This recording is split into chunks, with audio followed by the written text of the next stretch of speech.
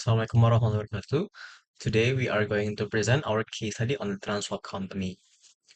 What is Transwap? Transwap is a Singapore-based fintech founded in 2017 by Benjamin Wong and Lin King, and that shows how the company disrupted traditional banking-led cross-border payments industry by offering cheaper, faster, and digital-first solution. And this is the first question where we are asked to perform a quality evaluation and justify Transwap's entry into the wider Asian market.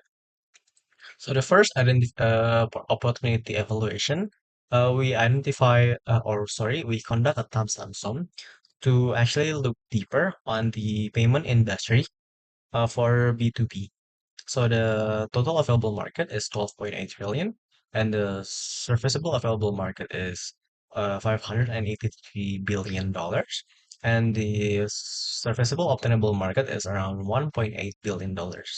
What can we conclude is that Transwap actually benefit from a long-term growth to the high serviceable market and obtainable market. And Transwap focus on B2B payment is the correct strategy choice, allowing it to build a defensible business as a specialist instead of competing broadly with everyone. So yeah, Transwap actually have high chances of actually growing due to the both obtainable market and available market, so they could invest and actually grow in the market itself. And the next one, we conducted a Pasley framework where we did an external research for this aspect that concludes political, economic, social, technological, environmental, and legal. What can we highlight from this framework is that in the economic sector, the entire business model thrives on economic disparity, where Transwap offers a much cheaper alternative that is a 0.35% to 1.7% FX spreads, while traditional banks have a higher FX spreads, which are 1 until 5% FX spreads, which could cost a business more if they want to transfer money into another currency. And what other things we could highlight is as cross-border platform, Transwap operations are directly exposed to international relations, trade policies, and political stability between the countries it operates in. And it is benefited from government initiatives such as an early iGEM from Singapore's National Research Foundation and assistance from Scottish Development International. And moving on, we also make a go-to market strategy for Transwap, maybe choice of plan if they decided for their entry into the Asian market.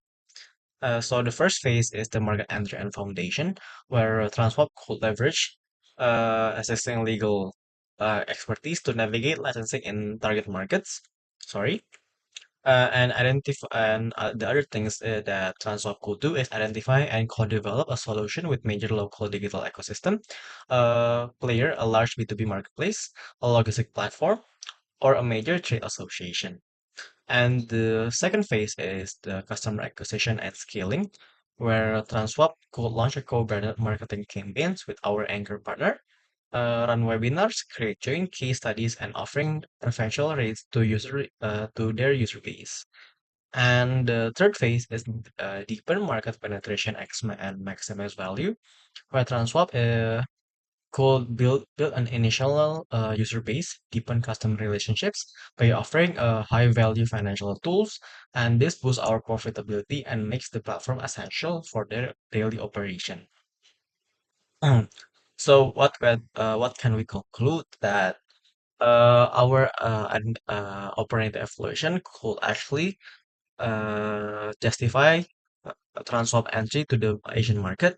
Why? Because I think the market itself is ready, as the Asian B2B payments market is massive, growing and actively shifting to digital. The demand is already there, but Transwap just need to actually capture the market itself. So yeah, I think that is for the first question. And moving on. The second question is, what are some of the similarities and differences between Transweb's business model and the traditional money transfer operator model? So the existing traditional MTOs are Western Union, Ria Money Transfer, and MoneyGram. The framework that we used is Business Model Canvas. And we compared both Transweb and the traditional MTO, particularly the Western Union. And the first component is key partnerships. So Transweb works with over 80 banks or partners. Meanwhile, traditional MTOs, they have like over 550,000 agent locations and has many partners. For the key activity of Transweb, they run a digital platform for cheap and fast transfer, and mainly they develop new technology. And then for traditional MTO, they process billion in money transfers and have many agent networks, and they upgrade their apps. And then for the value proposition of Transweb is that they have lower fees and can create faster settlements. And for traditional MTO is that they can have reliable transfers to almost anywhere, and it is already a trusted brand. The next is customer relationship. So Transweb is mostly online, has online relationship with the customers, and they build trust through low cost and transparency. Meanwhile, traditional MTO operate both mixed physical and digital, and they have this loyalty rewards for repeat customers. Next is the customer segment. Transweb has SMEs, corporates, and individuals. Meanwhile, traditional MTOs are mainly main customers of migrant workers and families, and also small businesses and NGOs. For the key resources, Transweb is crucial on the team of technology and also venture capital funding. Meanwhile, for the traditional MTO, they're already a global brand and have many massive agent network. Next is the channel. Transweb is 100% digital, meanwhile traditional MTOs is both physical and digital. And then for the cost structure, mainly Transweb spends on technology, and also it's venture capital funded. And for traditional MTOs, they're heavy on cost because they have to pay their agents. Lastly is the revenue streams. Both use transaction fees and FX spread, but because Transweb has no fees for the account maintenance, so they're really dependent on the transaction volume. Meanwhile, traditional MTOs have other streams of interest on fund in transit and also ads. Overall, the similarity is that they both complete in cross-border payments. However, the difference is that Transweb is a fully lean digital-first SME-oriented fintech, while traditional MTOs they're already big and they're legacy agent-based and retail-focused giants. And we have identified 4 problems here. First is the exclusion of unbanked customers.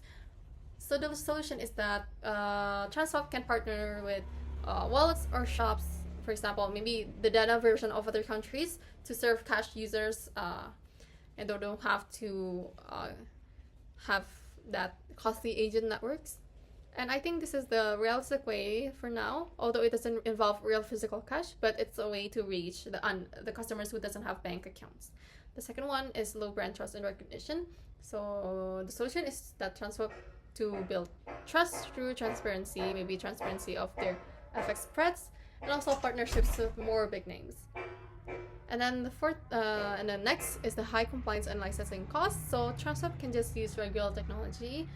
So that's RegTech is the management of monitoring, reporting, and compliance in the financial industry, and regulatory technology use AI, and this reduces the cost. And then lastly is to balance the focus and scale. So it's good that Transweb is focusing on the niche market of SMEs, so stay focused and stay strong on that, and while also enhancing the features. So next, I will explain the question 3. How can the network effect strategy be used to explain how Transweb achieve highly scalable market growth? So the problem identification. Transweb face a challenge on how to reach fast market growth and scalable in cross-border payment industry that is highly competitive. Their main problem is how they create a strong network effect strategy where the platforms become more valuable as more partners and users join, while facing challenges such as regulatory challenges, competition with big fintech company, and lack of market trust. And for the framework used is SWOT analysis. And for the strength network effects, the more users join, then the more valuable service it becomes. Or it can be better liquidity, lower costs, and improve X prices, and safe platform technology for supporting SMEs in international trade. And for the weakness, are dependence on total critical mass or jumlah pengguna minimum, where platform value is low if the user base is small. And also competing with strong competitor company like PayPal, local banks, and Wise. And for the opportunities, global adoption that keep increasing on digital payments and e-commerce, and also partnership with banks, payment providers, and SMEs to expand networks. And for the threats, are regulatory and obedience challenges of jurisdictions across country, cyber security risks that could lower trust, and also competitive price from global companies. And for the answer, Translab achieved rapid growth by using network effects. The more SMEs and partners joined, the more valuable the platform became for other users through lower transaction cost, higher liquidity, and greater trust. This cycle allows Transwap to grow quickly without significantly increasing cost. Therefore, Transwap can reach scalable growing market and competing globally. For the solutions are build credibility through regulatory compliance and partnership like banks, government agencies, and also strength network effects like more partners, more users, lower cost, more trust, and more partners.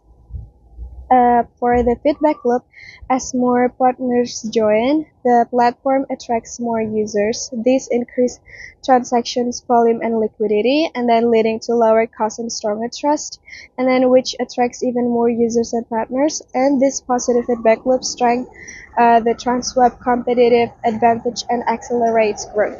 Thank you.